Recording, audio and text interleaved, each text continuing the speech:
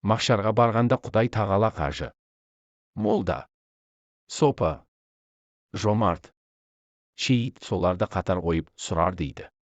Дүниеде ғиззат үшін, сый құрмет алмау үшін қажы болғанды, молда болғанды, сопы болғанды, жомарт болғанды, шейіт болғандарды бір бөлек қояр дейді.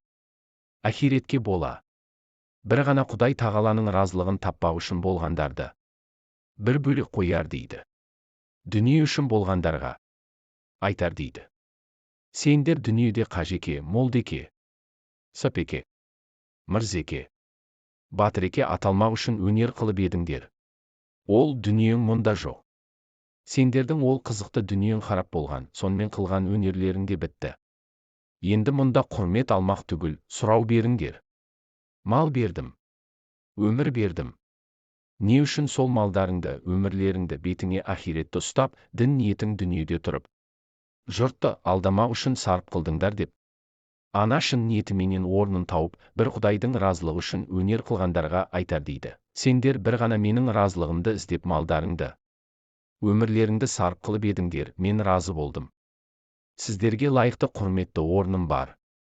Дайын, кіріңдер. Һәм ол разылықтарыңнан басқа осы махшар ішінде.